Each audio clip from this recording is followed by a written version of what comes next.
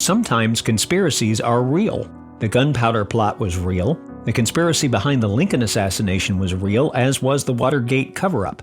But many alleged conspiracies are crackpot fantasies, like the International Jewish Conspiracy, the CIA conspiracy to kill JFK, the 9/11 Truthers conspiracy, and now the worldwide conspiracy by oil companies and their co-conspirators to deny climate change and make billions of dollars while ruining the planet. Here's what you've heard. According to Drexel University sociologist Robert J. Bruhl, there is, quote, a deliberate and organized effort to misdirect the public discussion and distort the public's understanding of climate change, unquote. Bruhl claimed that 91 nonprofit groups, including us, the Capital Research Center, with total revenues of just over $900 million a year, deny climate change and are part of what he calls the climate change counter-movement. Bruhl's claim was cited by environmentalists and news media across the world as evidence of a conspiracy by oil and coal companies and their allies to attain great wealth by destroying the environment. But Bruhl's study measured the total income of those organizations, not their spending, much less their spending on the climate change issue alone. Not on the other issues they engage on, such as taxes, foreign affairs, and whatnot.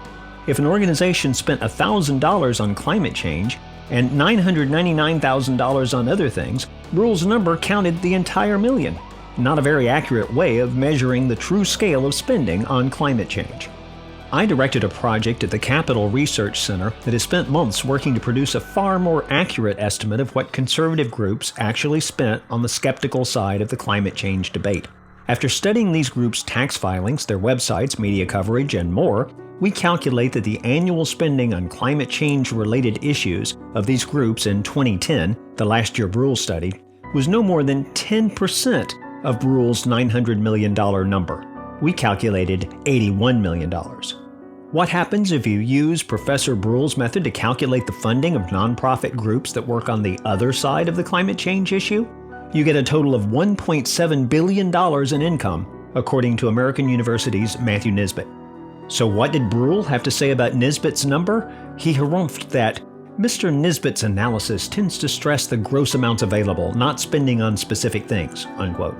Exactly, precisely, 100% what Robert J. Bruhl's widely cited study itself did.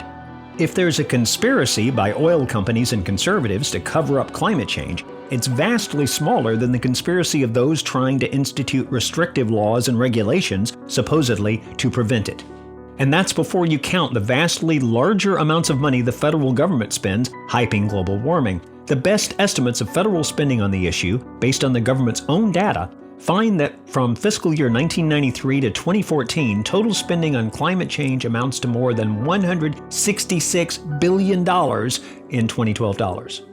To learn more, including the numbers on both sides of this argument, please go to climatedollars.org. I'm Dr. Stephen J. Allen. Thanks for watching.